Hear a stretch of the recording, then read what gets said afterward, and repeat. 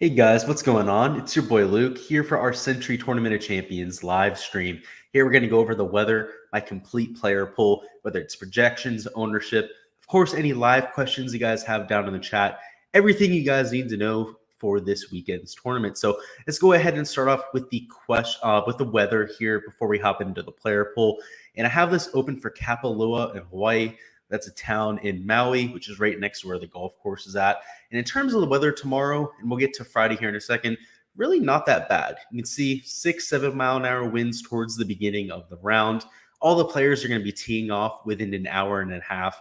I believe it's actually like an hour and 45 minutes. So you're not going to see any type of split there. But as a whole, might get a little bit stronger towards the afternoon, but nothing that you're not used to here in Hawaii. You're going to get 10 to 15 miles an hour there every single day, and not really going to have an impact on the scoring. I mean, you're going to see low scores like we see year in and year out, and especially so on Friday. If you take a look at the weather then, they make you pay to get into the afternoon on Friday, but you can tell from the morning here, 3-4 mile an hour winds, that's also going to be a relatively calm day.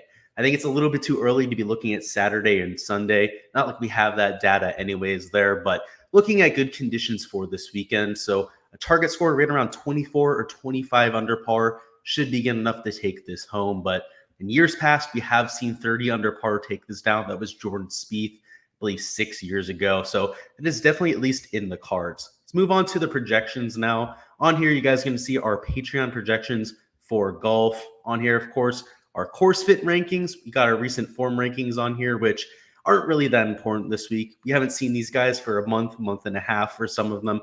Some of them, like Patrick Cantlay, for 3 or 4 months.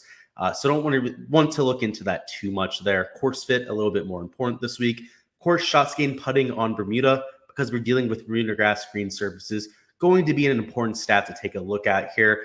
Projected points, projected ownership, all pretty self-explanatory. So let's go ahead and start at the top of the board. Because we have 40 players here, probably going to touch on pretty much everyone. So go ahead and strap on in. If there's anyone you want me to do a deep dive on, whether it's the shots gained metrics, whatever you want to know, go ahead and put that down in the chat and I'll cover it. So let's start off with Jon Rahm, who is my favorite play of this week. In terms of the recent form, the metric doesn't look great, right? He also had 2 missed cuts over on the European Tour, which don't look great on his track record. But again, that was 2 months ago. These guys have had plenty of time to reset. They've been doing a lot of work with their coaches. I assume maybe Jordan Spieth has played the least of anyone in this field just because he had a kid. But everyone else out there, if they weren't grinding over these holidays, they were at the very least trying to keep their game sharp. We've heard players over the years talk about how getting a good start here, particularly in a no-cut type of event where you're guaranteed FedEx Cup points, guaranteed prize pool as well, is really just, you want to take advantage of that. So I expect a lot of these guys to be sharper than we expect. Sure, there's going to be 1 or 2 guys that fall flat on their face, but that's going to happen at every single tour event. In terms of course fit, has exactly what we're looking for. In terms of key stats, if you guys haven't seen the course breakdown, I'm looking for guys that have elite distance off the tee. If they're accurate, not really such an advantage this week. Really just looking for distance off the tee, high birdie or better percentage, because we're going to see a winner here 25 under par. Shots gained approach, always a staple of your analysis. A few other more integral stats, a little bit more nuanced stats that I'm taking a look at. The approach is over 200 yards and par 5 scoring. Both have been extremely correlated to success here, and it really makes sense. I mean, par 5 scoring, extremely scoreable holes here at Kapalua, and approaches over 200 yards. To take advantage of those par 5s, you got to be hitting those long irons. So Jon Rahm, he excels in all of those categories. He's top 5 in par 5 scoring, top 5 in approaches over 500 yards. He's top 5 in birdie or better percentage, and you guessed it, top 5 in shots gained off the tee. So exactly what we're looking for there at $11,000.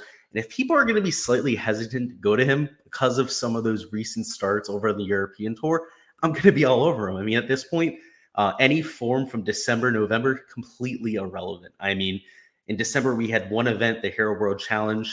First off, guys like Patrick Reed played well there, and we haven't seen Patrick Reed play well for 6 months. So how viable is that type of form? Really, let's move on to Colin Morikawa, who I'm not going to have in my player pool, which doesn't leave the best feeling in my stomach. He's a real tough fade, to be honest with you. In terms of course fit, his accuracy off the tee, not really going to help him this week. So while he's typically one of the best targets, we know he's going to get that type of advantage week in and week out. Guys like a Colin Morikawa, a Victor Hovland, a Abraham Answer, let's see, Sanjay Im, really, that's about it. Maybe Taylor Gooch, extremely accurate guys off the tee, but they're typically seeing an advantage week in, week out. They're not going to get that same type of boost. So love his approach play. You got to love the around the green play. But at the same time, he's not a good putter. So the fact that he's going to be right around average in terms of his distance off the tee, the iron play is not enough to get it done here. You're seeing a winning score around 25 under par. So for that reason, not somebody I'm prioritizing. The reason why I'm taking a look at Justin Thomas is not only do we get similar ball striking numbers, you're dealing with a much better putter on Bermuda. For his career, he's actually a gainer on the surface. On every other surface on the tour, Justin Thomas loses strokes to the field. So while it's only a slight gaining right there, if he goes out and plays to that type of baseline, you're looking at a top 10 performance. He has that type of ball striking in the arsenal. And if for some reason he goes out there and gains 2 or 3 strokes on the greens, you're looking at him winning. So absolutely love him this week. He's definitely chalky. He's the highest, at least one of the highest owned options of the spend up tier. But I'm willing to eat that type of chalk. Just fits the golf course very well. He's won this golf tournament before, I believe at 28 under par as well. So one of the guys that was able to take it nuclear here. If you guys saw our fades and sleepers today, Bryson DeChambeau at $10,200, a little bit of an X factor, and he's got a lot going on. So let's go through it quickly. I don't want to make this a whole rant here. First and foremost, doesn't have the greens reading books anymore. That is a huge factor that I don't think a ton of people are considering. He very well may go out there and not be putting the same, or he may be going out there and look the exact same. There's just no in between there. I think it's either going to affect him a ton or pretty much not at all. Putting that aside, though, we can't really speculate on that type of effect. What we can speculate on is his course fit, which is completely immaculate for this golf course. He's got the shots gained off the tee we're looking for, particularly the distance. He's got the putting we're looking for as well. You can see on Bermuda grass, getting nearly a third of a stroke per round on the greens. And of course, when he has his approach play down, he tends to pop in that category, right? Just remember in the playoffs there at the BMW Championship, people were giving him shit for the last month or two talking about his approach play. He went out there and gained nearly 7 strokes on approach. So it's definitely well within his range of outcomes. And even though this is a stronger field, that distance is going to pay huge dividends because there's an effect of this golf course that a lot of people haven't talked about. It's that distance here is multiplied. That's why it's so correlated to success.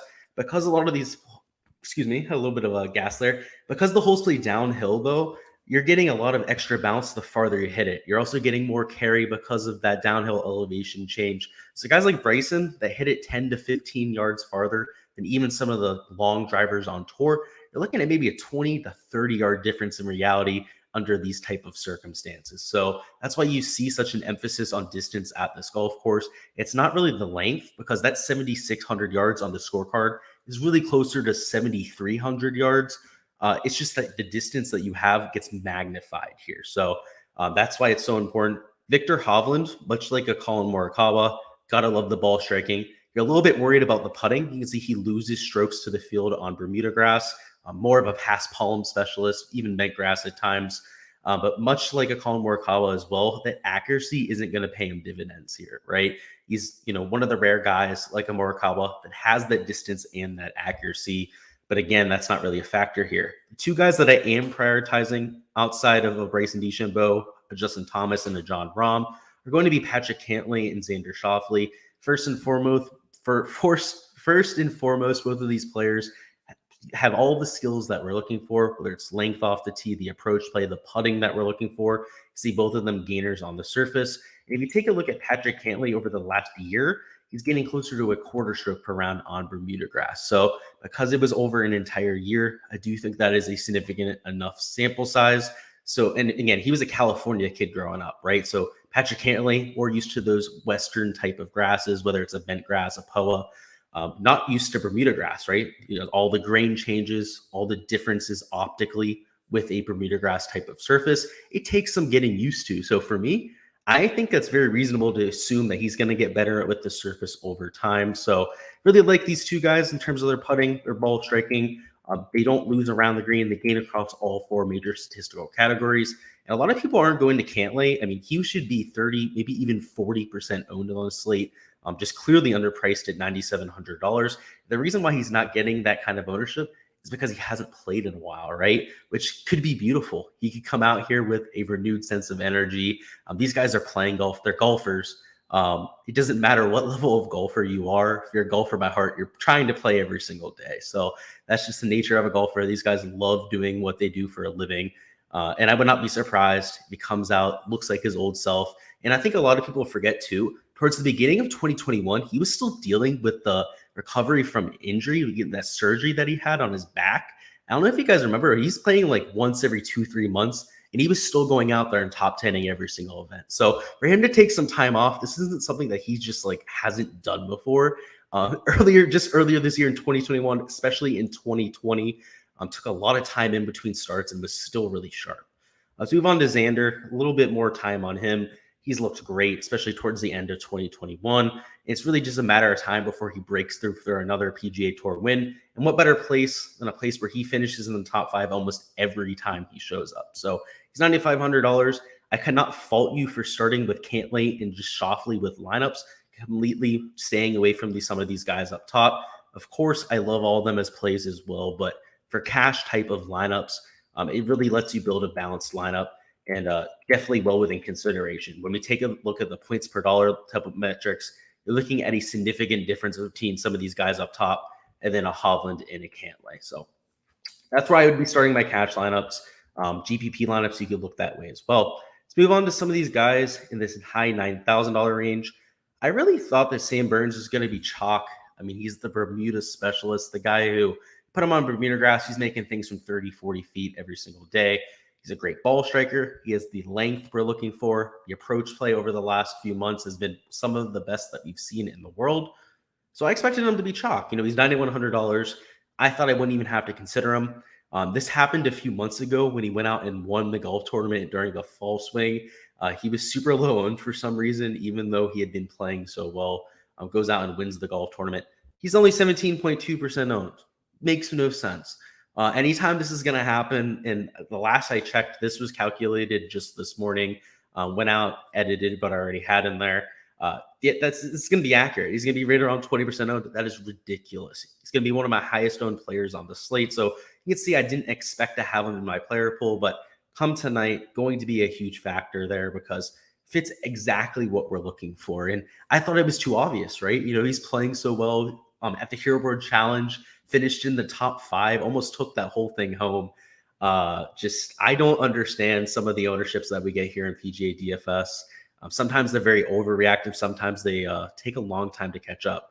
Let's talk about Jordan Spieth. He's one of my favorite players in the world. And if you guys see me fading Jordan Spieth, just know that you should probably be fading him as well. I'm more willing to give him a pass than anyone else out there in the industry. The fact of the matter is, he just had a kid. He's probably one of the only players in this field that has not played much golf. If anybody's going to come off of the couch and play some beautiful golf, it's probably going to be a Jordan Spieth because of his type of game. Not very consistent to begin with, plays with a lot of feel. The course fit is actually a sneaky good course fit. If you guys saw my course breakdown video, a lot of undulation here, a lot of thought that goes into every shot, whether it's with the wind, the elevation changes, everything like that. That really plays into his type of game. So at $8,900 is somebody that I would have considered, but again, looked bad the last 2 months of the season, didn't gain on approach at all. And then, of course, took this break for the kids. So here, let me get a sip of this drink here. But I'm not a huge Jordan Spieth fan this week. And again, I'm usually the one to give him a pass, but I can't really do it this time around. If you guys saw my core plays video, I'm all about Hideki Matsuyama at this spot. Great ball striking. The putting isn't really what we're looking for here, but if we compare his putting on Bermuda to all the other surfaces, he's had far more success on Bermuda grass than anything else. So he's had a lot of success at golf courses with severe undulation. Just think of the Masters. He made everything on Saturday and Sunday. And we know Hideki's not typically the one to go out and make a ton of putts. I think the reason why we see him gain so many strokes at courses with this undulation is because people are missing more putts in general, right? When you have some of these undulating greens, it's harder to read the breaks. It's harder to get that exactly the pace down, everything like that as well. Whereas Hideki Matsuyama, if he's not making many putts in general, brings them a little bit closer back to the field. Brooks Koepka, he's somebody I don't really know what to do with, to be honest with you.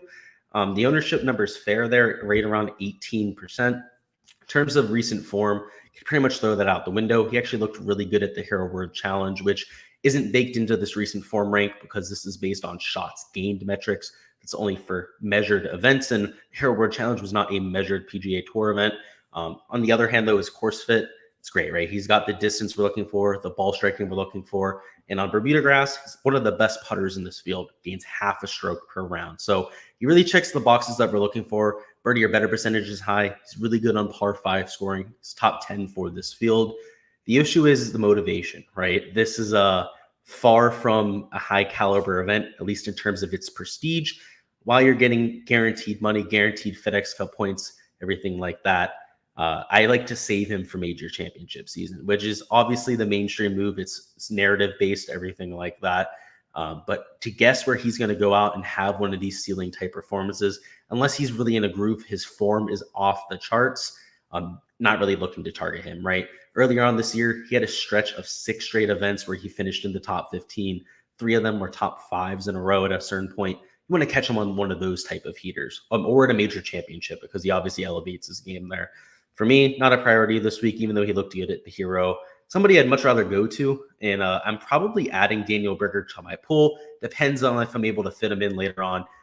As of right now, Cameron Smith and Sungjae Im actually priorities over Daniel Berger, but in terms of his price, he's just underpriced, right? I expected him to be mega chalk, 35% owned. Like I thought Sam Burns would be as well, but if he's going to be right around 22% owned, that is going to be a number I'm willing to eat. He's not the best putter on Bermuda. It's better on a lot of the other surfaces. Bermuda is his worst putting surface on the PGA Tour. He's great with his ball striking. He's got the distance we're looking for. While it's not elite for this field, it's long enough at right around 310 yards per drive. The approach play, though, one of the best numbers in the field. We take a look at just 2021. He has actually the number 3 shots gained approach number in the entire field. He's only behind Justin Thomas and Colin Morikawa. Even better than a Jon Rahm, even better than a Victor Hovland. That's the type of year he had with his irons.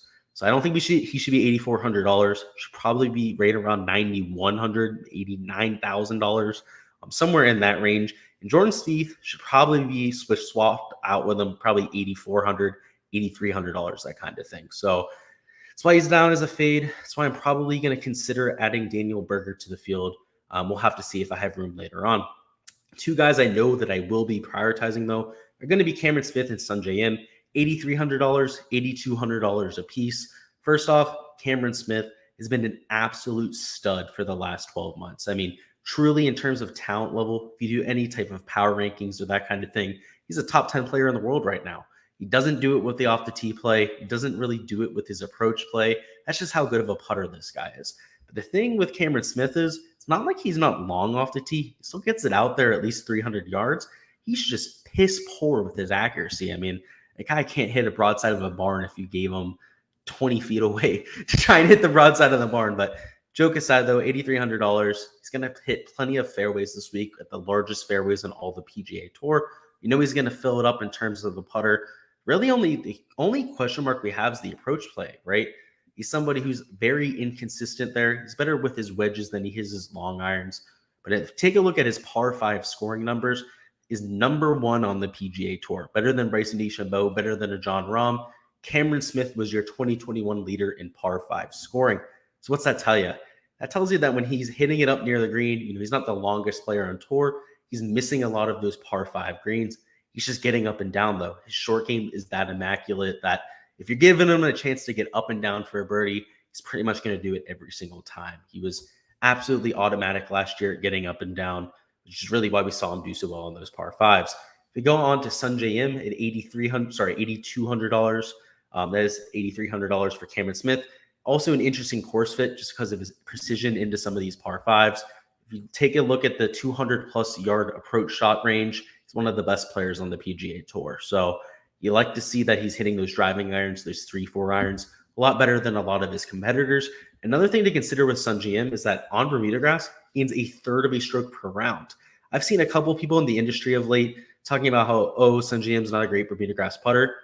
That's not what the metrics say. Metrics have him down as actually a top 3rd player on the surface. at least for this type of field. And for most fields, he'd probably be in the top 10, 15%, right? But we're dealing with the best players in the world, all of the winners from last year, but still distinguishes himself as one of the best putters for this field. Abraham Ancer was a fade. So if you guys saw the video that I posted about an hour before this went live, he's a fade because of the distance, right? He's a shorter hitter. Even on some of these par fours that aren't that long, he's going to have long to middle irons, or some of these players are going to be hitting wedges. Like I said, distance is a little bit multiplied at this course. So some of these guys that are shorter are going to have much longer shots into these greens. Not only are you dealing with less distance because you're not getting that distance multiplier, also talking about guys that just have to hit longer clubs in general. So that effect is just only multiplied even more. So some of the guys that are on the extreme end of the shortness scale, talking somebody like an Abraham Ancer, a Kevin Na, I'd say really maybe Garrick Higo. He's not the longest player off the tee. Brandon Grace isn't that long either. Really going to see some issues because of that distance. Let's talk about a few other guys in this mid-tier range. If I can fit Tony Finau into my lineups, I'm going to try and fit him in there, but not really sure that's going to be a priority for me. Sorry, I got so much gas right now. He's $8,000 here. He's got the distance we're looking for. He's a great player on approach. He's actually not that bad on Bermuda grass. Over the last year or so, it's looked closer to a neutral rate in terms of his putter rather than bleeding strokes on the greens. The only real question mark here with Tony Finau, right, is he's going to have his approach play because it's been wildly inconsistent. Obviously, one at the Northern Trust was hitting everything to 5 or 6 feet. The next week at the BMW Championship, couldn't hit the broadside of a barn. The Tour Championship, couldn't hit the broadside of a barn. Started at like -7, still finished in the bottom 20 of that event, between 20 and 30. It's just, you never know what to expect with Tony Finau. When he has his A game, obviously can go out and smoke a field, shoot 8, 9 under every single day, particularly at this type of long bombers type of track. It really entices you to try and go ahead and play him. But like I said, you never know what type of version you're going to get from him. So if you're playing cash, steer clear from somebody like a Tony Finau. But in some large field tournaments, I can understand why you'd take a shot or two on him. So we'll see later on whether he actually fits into my player pool.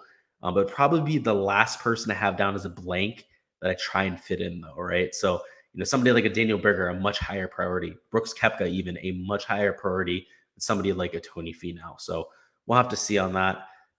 Usually every single week I'm able to fit in like half the people I have down as a blank, but a good amount of them still are left off. Harris English down here at $7,800. One of my favorite plays on the slate, projected for 10.8% ownership, which is ridiculous for somebody of his course fit. He's got the length we're looking for. The putting on Bermuda grass is immaculate. It's been even better over the last year, closer to 0.6 shots gained per round on Bermuda grass. And really what separates him from the rest of the field here is his long iron play. He is top 5 in 175 to 200, 200 to 225, and 250 yards plus. He's top 5 in all of those shots gained categories, both from the fairway and the rough. But that tells us that he's one of the best iron players in the world, hands down. There's a few other players that have some consistent long iron stats, most notably a Justin Thomas, who's like 1 or 2 in every single category. But aside from those two, it's really just one person, showing up in 1 or maybe 2 of the categories, right? A little bit more due to variance, but Harris English and Justin Thomas clearly above the rest in terms of their long iron ability. I believe Sungjae Im might have also been up there 3 or 4 times across the 6 different buckets. But either way, though, really good long irons, good distance off the tee, great putting on Bermuda grass. And for some reason, only 10.8% owned. So going to be one of my highest owned players on the slate. Jason Kokrak as well, great course fit. He's a great putter. He's got the distance we're looking for. Not as great of an iron player as Harris English. Also doesn't get quite as hot as a Harris English can with his irons, but with the putter, can get absolutely scorching. So like going to both these players, obviously Harris English projected quite a bit higher than a Jason Kokrak, but both of them will definitely make the pool. Taylor Gooch, as much as I love the kid, he shouldn't be $7,600 in this field. He's nowhere near the type of caliber of player these guys are around him. He's not the greatest course fit. He's probably the second shortest player in this field behind Kevin Na. A good putter on Bermuda grass, but a better putter on Bent and Poa. So for that reason, I am going to be out on Taylor Gooch this week. Just too expensive. There's much better venues to go ahead and play him at, like the Players Championship, which you're going to get in 2 months here, where he is an absolute perfect fit. Mark Leishman at $7,500. If you guys saw my value plays video, you know I'm all over him this week. First and foremost, is an absolute machine on Bermuda grass. Over the last month or two of the season last year, had gains of 7 strokes on the greens and 6 strokes on the greens as well. Both of those were on Bermuda grass surfaces and nearly won those tournaments. He's also been much more consistent with the approach play over the last few months. And in general, Mark Leishman, one of the most aggressive players on tour. His birdie or better percentage is routinely within the top 10. I think ever since he's gotten on tour, he's been in the top 10 in birdie or better percentage. So overall, he has the ability to get to a 25 to 30 under par. It's really come down to the iron play, right? He's inconsistent there. He tends to pop from time to time. But towards the end of last year, really started to get more consistent, was putting up gains on approach on almost every single event. And when he was competing, putting up a top 5 finish like he did 2 weeks in a row, is because he was gaining 3-4 strokes on approach over the tournament. So it'll come down to that. I'm not sure whether he's going to bring that to the table, but because he has that top end upside, because the rest of his game is just absolutely immaculate, well worth taking a few shots on here. Kevin Na at $7,100, not going to be a priority here. He's not long enough for me. He's not the best putter on Bermuda grass. He's better on some of the other surfaces, believe it or not. That's just how good of a putter he is in general. If he goes out there, he's chipping in left and right, making tons of putts, could put himself into contention, but pretty much everything would have to go right for him to succeed here. Whereas some of these other guys, it's just one part of their game that has to come around. For Kevin Na, literally everything has to be right for him to succeed. So not somebody I'm taking a shot on this week. Billy Horschel at $7,000. He's horrible course fit ranking, right? A lot of that just comes down to the fact that he had a horrible 2021. But in reality, Billy Horschel gotten a lot longer off the tee than people want to give him credit for. He's averaging right around 308 yards per drive off the tee, which, believe it or not, is top 25 in this field, which I think would blow a lot of your minds, but go ahead and look it up in the stats. A lot longer than people want to give him credit for. What's really killed him of late has been the accuracy. He's traded accuracy for distance. I don't think it's been with mechanics. With his swing. I think it's more of like his actual equipment. I think he's made it either a longer driver. Maybe he's taken a driver that's just a little bit less forgiving. It gives you a little bit more pop in the bat. Either way, though, Billy Horschel, that should actually pay dividends at this type of golf course. Again, largest fairways on the PGA Tour. Doesn't have to worry about missing them all too often.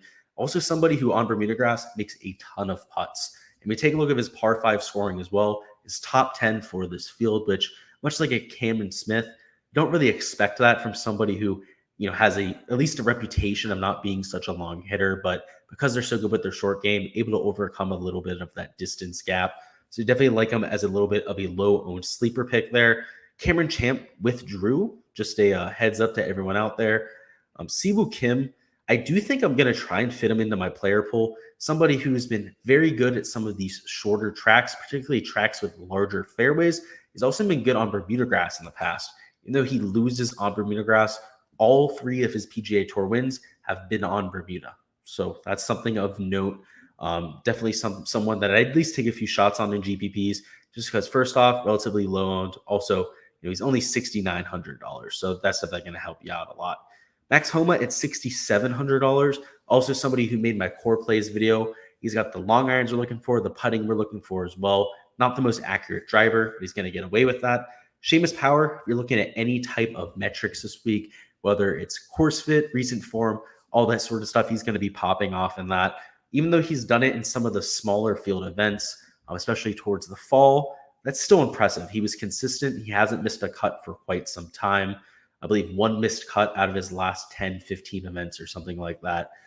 Going to be a consistent guy down low who, if he ends up making a few more putts this week than he's used to, you can see he gains a 1/4 of a stroke per round. He's able to gain maybe half a stroke per round putting. Could be looking at easily a top 10 performance. Phil, no need to really go to, in my opinion. I mean, just has not looked like himself over the last 2-3 months. PGA Championship was great. I was there to see it. I have an epic video of that last shot. It's actually on my YouTube channel. If you guys haven't seen that yet, highly recommend you go and see that, because that whole scrum where they stormed the fairway, I was like literally right next to him the entire time. I'm like in the broadcast, everything like that. But yeah, either way, that was definitely the outlier there. He's $6,500 for a reason. He's going to get higher ownership than we expect here. I have him at 6.8%. But a lot of the casuals are going to be like, oh, Phil Mickelson, great golfer, right? He's probably going to see closer to 9 or even 10% ownership. So not somebody I'm going to be prioritizing. Great story and whatnot. Great that he's still playing golf at this age. But in terms of PGA Tour relevance, the only reason he's at this event is to collect half of his PIP money. So the $4 million bonus that he'll get because of the social media impact that he had. He's showing up to this tournament so he can get it right away. So I don't even know if he's been practicing golf very much over the last month. So that's really the issue there. Garrett Higo at $6,400. People aren't really talking about him this week. People want to write the guy off, but he's an extremely talented golfer. He's longer than people want to give him credit for. The approach play, I'm not really sure what to say about it because he's looked great at times, particularly in his first golf tournament when he won there. But ever since then has been wildly inconsistent. I mean, bleeding strokes on approach for like 3-4 events at a time and then gaining 3 or 4 strokes in a singular event. Seems like a volatile type of golfer where when he has it, he's going to go out and compete, much like a Cebu Kim. But when he doesn't have it, is probably going to go out and miss a cut. So if you're playing in a large field GPP, definitely think he's worth a few shots on. If he's going to be that high-end type of volatility, also come in with relatively low ownership, that's what we're looking for in these large field type of events. For cash, though, on the other hand, probably wouldn't want to play Garrett Higo. That would be the opposite of the type of play that we're looking for. Brandon Grace at $6,300. Definitely think he's somebody to at least take a look at here. He's been good at some of these coastal tracks, particularly when it gets a little bit windy. Now, granted, for Thursday and Friday, I know at the beginning we went over the weather and it looks like it's going to be soft, like we're going to be dealing with pristine conditions. That's not to say that on Saturday and Sunday it gets a little bit shitty. So this is something that we could see coming into the future. We've seen it over the years in the past. Some days where the scoring average, rather than being 3 or even 4 under par, it's closer to 1 or 2 under par. So if that's that type of day, Brandon Grace has shown the ability to still get to 8 or 10 under par in some really nasty conditions. With his super low ball flight, I mean, his driver averages an apex, I believe, like 45 feet, something like that. He just absolutely mashes in some really bad conditions. Cameron Davis, probably my favorite value play on the slate. I shouldn't say probably. It's not really close, to be honest with you. He's got the distance we're looking for. The approach play has always been good for Cameron Davis. And if we take a look at his numbers on Bermuda, this is for his career, losing 1/4 of his stroke per round. But in 2021, was right around neutral for the surface. And because it was a whole year sample size, again, much like a few other guys on this list, that's something that I'd be willing to consider. So if he's going to put to a neutral rate this week, much like a Justin Thomas, going to go out there and finish in the top 15 to 20. If he goes out there and gains a stroke or 2 on the greens, looking at a top 10 or potentially top 5 type performance, even for somebody like a Cameron Davis. Obviously, with JT, you're looking at a win in that type of instance, but Cameron Davis still very good with his ball striking, has the issues on the greens.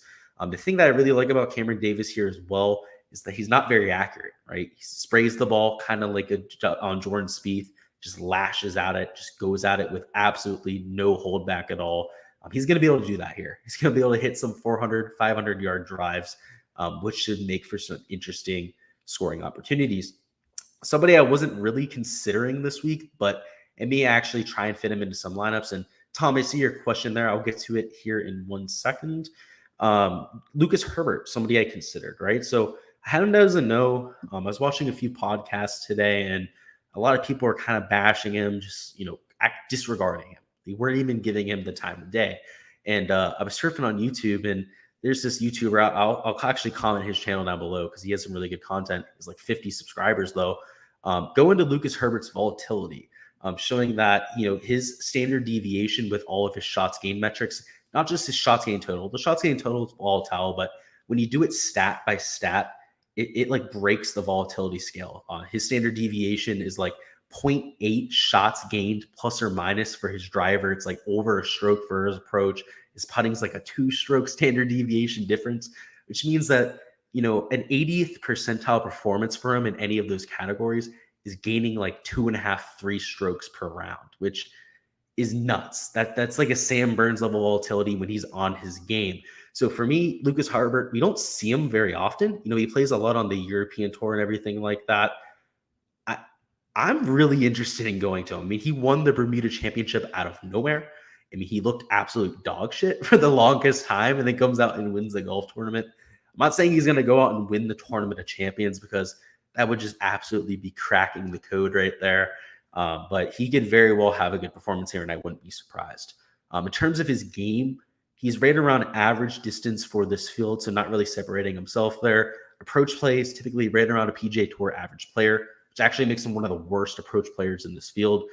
His putting is also pretty bad. On Bermuda, he's at least gaining strokes, 0.15. On a lot of other surfaces, he loses strokes to the field.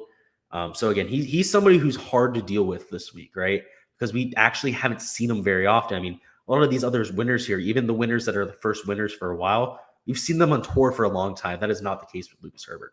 I'm going to go over Tom's question here before we finish up the player pool here. Tom says, what do you think of this lineup? Starting with Justin Thomas, I think makes a lot of sense.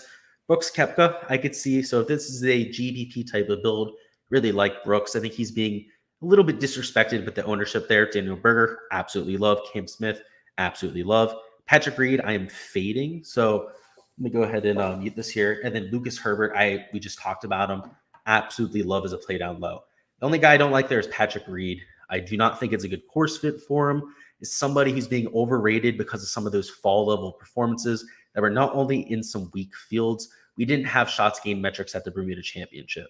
We also didn't have shots gained metrics at the Hero World Challenge. He went out there and was gaining 8 strokes on the greens, and we have no idea that was just carrying his game. That makes me concerned. So, and then you have down here, or Justin Thomas and Xander rather than Brooks. I like Xander more than Brooks, right? So he's obviously more expensive. You're going to a Xander. I believe that's a $1,000 difference. You can go down from Patrick Reed then, right? So you'd be able to take Patrick Reed out in that type of lineup, spend down there, which I don't see a huge difference between the guys at around $7,000 and then a Patrick Reed at this event. Let's see. You have the lineup here. Let's go over it. Justin Thomas, Xander. See, I don't like Abraham Answer either. Similar issue to a Patrick Reed, right? Not very long off the tee, not going to be able to take advantage of some of those extra rollouts that a lot of these players are going to be getting. I mean, the approach play with Abraham Answer is all right, but take a look at some of his numbers on Bermuda, right? We go up here to Abraham Answer on Bermuda grass. He's one of the best putters on the PGA Tour, but he loses strokes putting on Bermuda grass. Not very good, right? So if he's not going to have his weapon with the putter, if he's not long off the tee, I actually kind of hate Abraham Answer this week. So I was trying to be nice about it, but he's probably one of the worst plays in the slate. I would not be playing him this week. I mean, the guy can get hot with the putter, right? But he's not going to be able to overtake that with the driving distance. I mean, there's just no way to cure that this week. He would have to be hitting every green, sticking it to 8 to 10 feet, making every single putt to really compete here. So that's what I have to say about him. Let's move on to the bottom of the board now. There's quite a few guys here I think can compete. So leaving salary on the table is something I'm going to be doing here. Anytime we get one of these condensed fields, especially if we're playing in some large field events, I think taking some of these shots down low, you need to be doing it a little bit more often. I mean, it's a PGA Tour type of event. Anytime we have a smaller type of field, you're going to get a little bit more variance, right? You're going to see a little bit more outcomes that are outliers just because we have a smaller sample size. That is just how numbers work. Anytime we have a smaller sample size, you're going to see a little bit more variance. And towards the bottom of this board here, Joel Damon is somebody who's getting a lot of ownership. I'm willing to eat it. He's great at coastal golf courses. He's not very long off the tee, but he's also only $6,100. He's not going to be one of our blue chip options on this slate. In terms of his putting on Bermuda grass, it's not great, but he's also got one of the highest birdie or better percentages on the tour. So if you're looking to actively fade any ownership down low, he would probably be the guy I'm looking to fade down here. I mean, also Matt Jones. Matt Jones has looked like complete dog shit for the last 6 months.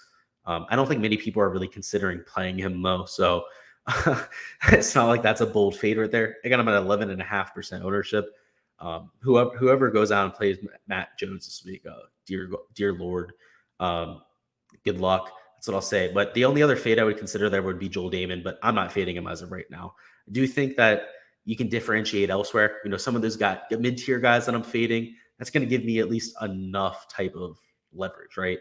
And you said, at least you're honest. I need the best of it. Yeah, exactly, man, right? You're going to have yes men out there in the industry that, yeah, I love that lineup, right? And like, they won't give it any type of analysis. And that's just not the type of guy I am, right? It's all just out of, best interest for you, exactly. It's all out of love, right? It's just constructive criticism. And that's what I'll say about Abraham Ancer, right? Is I like him at a lot of golf courses. I do think that he's going to have a great year. I think he'll potentially, and I see him making it the whole way to the Tour Championship again at the very least, potentially getting another win this year. So it's not like I hate the guy by any means, just not the right track for him. Erik van Rooyen, and I want to group a few guys together here. So we're going to go ahead and group together Erik van Rooyen, Cameron Davis, and a Stuart Sink. Same exact situation off the tee. All of them are extremely long off the tee. None of them can hit a fairway for their lives. The beauty is you have like 80 to 150 yard wide fairways here. You have the biggest fairway in the entire world here at this golf course. There on the 18th hole. You also have just the biggest fairways on average for the PGA Tour in general. So every other hole is pretty large fairway as well. So these guys are not going to have to worry about that. If there's anything that Cam Davis, EVR, and somebody like a Stuart Sink can do, it's hit their irons close. So I like taking shots on these guys down low. You can see I have them all as a yes. Their putting leaves a little bit to be asked for. So first of all, Stuart Sink, right around tour average. Erik van Rooyen, right around tour average. We already talked about how Cameron Davis has been right around tour average for the last year. I'm not that worried about that, right? If they go out there and they putt to around a PGA Tour average rate this week, you're looking at a top 15 finish, right? Because they're such good ball strikers. They're going to out ball strike a good amount of this field. That's not such a bad performance at 6K. In fact, if they go out there and they have just a decent week putting, you're looking at a top 10 performance, which means you damn better well have them because they're going to be in the optimal lineup. So that's what I'm saying. Leaving some salary on the table, not so as far-fetched as you think, right? You could put a Cameron Davis in your lineup and an EVR together. Maybe start with a Xander and Cantlay, take two guys in the 8K range, and you're still leaving salary on the table. So that is something to consider this week at the very least. I think all three are very strong plays. I also really like Joel Damon. It's a little bit of a gut. It's like a gut feeling a little bit with a Joel Damon there, guys. Of course, the distance off the tee isn't what we're looking for there, but the guy shows up at these coastal golf courses. A few other people we can touch on down low here. First, KH Lee. He's good with his approach play. I mean, the off the tee, just about average for this field. The putter, not very good on Bermuda grass. If I was going to have him in a few lineups in a large field GPP, I'd be all right with it, but certainly not somebody I'm trying to force into anything. Kevin Kisner. I also don't know what to do with him because he's obviously short off the tee, right? So much like Kevin, much like some of the shorter players, like a Patrick Reed, going to be dealing with some issues this week. But Kevin Kisner has shown the ability in the past to overcome that. He's played well at some of these longer venues. He's got the great putting on Bermuda grass that we're looking for. He's great with some of those long irons as well. Probably not making my player pool, but I at least wanted to put the case out there for him in case anybody was looking for a pivot down low. He's low owned. You see sub 10% ownership. But for me, the same price tag, I'd rather take a Stuart Sink. Just better ball striking stats, longer off of the tee, that sort of thing, and right around the same type of ownership. So just wanted to go ahead and put that out there for you guys. Lucas Glover, pretty much in the same boat as a Matt Jones. I think he'd be a little bit of a fish for going out and playing Lucas Glover this week. He's short off the tee. He's looked dog shit for the last 2 months. Can you blame the guy? He won for the first time in like 12 years or whatever it was. Probably went on like a 2-month bender at that point. I mean, I don't know. He made over $1.2 million. Let the guy do what the hell he wants. He's probably enjoying this vacation. So I'll just leave that with Lucas Glover. No offense to him, but he doesn't have the game to take out this type of golf course. Loser on Bermuda. He's not a great approach player. He's one of the bottom 5 approach players in this field. Bottom 5 driving distance. I believe he loses around the green as well.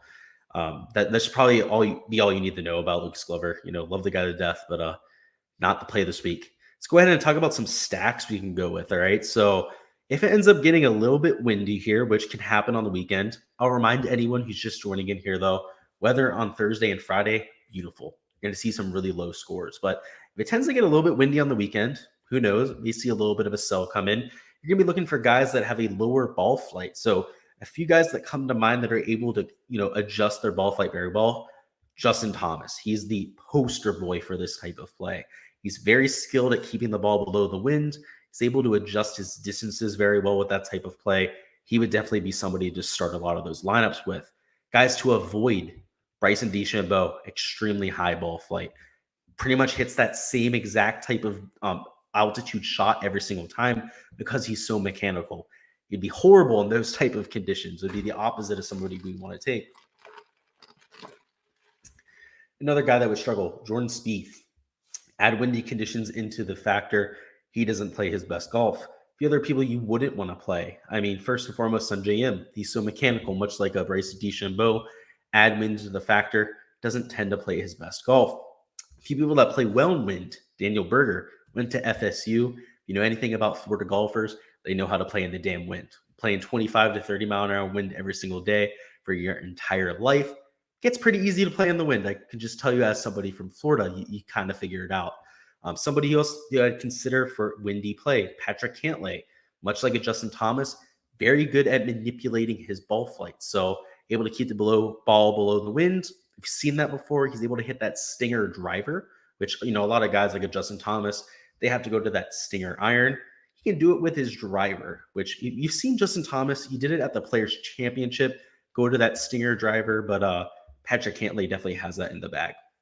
As we move on to the middle tier, guys that are playing good in the wind. And again, this isn't something I'm going to be actively doing with a ton of my lineups, but perhaps 15 to 20 tonight. Mark Leishman, very good in windy conditions. He has that creativity factor figured out. He's talked about reading it like a putt through the air, trying to just consider and look at it like a putt, find the arc point, figure out how far left to right it's going to move, and just play your line into the green. He kind of reads it like a putt. I think it's a good way to look at it. But Horshaw, able to manipulate his ball flight very well. Max Homa as well. Seamus Power is from Northern Ireland. Guy knows how to play in some wind. Phil Mickelson is infamous for being good at playing in the wind. So as much shit as I want to give him there. In windy conditions, he is at least the best at accounting for it. But the best wind player in the entire field, no doubt about it. There's no debating this. If anyone wants to die on this hill, I'll debate you for hours about it. It's Brendan Grace. The guy has a 45-foot average apex with his driver. That is just the shot that he hits on stock, and he gets it out there 300 yards. If it's windy, he's still hitting the ball 350 yards at this golf course. The wind is not going to affect him. You're going to see in some of those holes that are uphill into the wind, his shot's going to bounce 50 yards off of the tee because it's uphill. That's how low he hits the ball. Great in windy conditions. A few other guys you might want to try and stay away from if it gets really windy. First and foremost, the really short hitters. So, a Matt Jones, going potentially Garrick Higo, Cebu Kim, Kevin Na, Taylor Gooch, Abraham Answer, Patrick Reed. If you see any type of tough conditions, it is only further going to exacerbate their issues. Obviously, at taking a little bit of distance off of shots when you have any type of side wind, trade wind, or anything like that. So that is something to consider. We're going to go ahead and wrap this up with a few cash plays, I'd say. Because, I think we covered everything for GPPs that I wanted to cover. So if you guys have any questions before we get out of here, feel free to go ahead and put them down in the chat. But I'm going to go ahead and cover at least my side of the coverage here with our cash plays. So we talked about it before. I think you got to start with either a Patrick Cantlay or a Xander, or both of them in cash. Both of them great course fits here in terms of points per dollar, giving us what we're looking for. And if anytime you're trying to build a cash lineup, your goal should be to maximize your points per dollar. Just fit in the highest possible projected lineup that you can. And starting with one or both of these guys is going to be how you do that. Next guy in, maybe it's your third man in instead of your second man in. Either a Cameron Smith, potentially you go the whole way down to a Harris English. So if you're taking both of those stud options, a Cantlay and Xander, might have to go to Harris English next. But Cameron Smith, also a great option to go to. Talked about the par 5 scoring, great putting on Bermuda grass. He's been a much better approach player over 2021 as well. Is seemingly very underpriced. I also like Daniel Berger a little bit. So we talked about it before. Very much so underpriced there. You see the projection just because of his course fit isn't quite as high as it would be for any other venue. But in terms of his pedigree, it's undeniable that he's underpriced there in that circumstance. A few other guys we'd consider for a cash game. So you can just take a look at the points per dollar, right? This is the easiest way to identify some of the best cash plays. See the best cash play on the slate at Cameron Davis, projects for over 10x value. Up here, Seamus Power, no denying that either. You see 16 in terms of course fit, top 10 in terms of recent form. Gonna find it, hard to beat something like that. If you're gonna go to anyone else down low, again, I'd probably try to stick to a Cameron Davis or a Seamus Power. an Eric Van Rooyen or Stuart Sink is probably where I'd look. Again, those are the ball strikers. They're going to put themselves in plenty of opportunities this week and right around tour average putters on Bermuda grass. So if they have a good week with the flat stick, could top 10. Even if they have an average week, you're looking at it right around a top 20 performance. So that's all I've got for you guys this week. If there's any questions, I don't see any here. We're going to go ahead and get out of here. Good luck with all of your lineups for this weekend. We're going to have showdown content coming for Friday, Saturday, and Sunday. So we'll have our first stream tomorrow afternoon. Actually, because of the timing, here, we're going to do this instead. So we're not going to do it tomorrow afternoon. We're actually going to do our Friday showdown stream on Friday morning because slate doesn't start until the afternoon. I believe they're going to be teeing off right around 2 p.m. anyways. So we'll go ahead and do that stream right around 9, 10 a.m. on Friday. Same thing on Saturday and Sunday. So look forward to all of that, guys. We're going to have you covered for Showdown. And, of course, for all the events coming forward. A couple things for news coming out.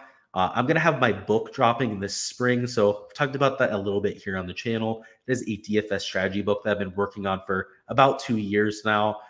It's right around 100 pages. It talks about creating your own mathematical models, how you can go ahead and do so. And that's for every sport. So I don't go through a sport by sport basis. I talk about the process a little bit more holistically, but make sure to look forward to that. I put a lot of time into it. And honestly, it's trying to give back to you guys because it's something that seems so inaccessible, but doing your own analytics, doing your own modeling is something that is easily doable by everyone out there. You know, it doesn't have to be rocket science. Sure, if you have a mathematical computing background, go ahead and make it real complex. Go out and make it as intricate as you'd like it to be.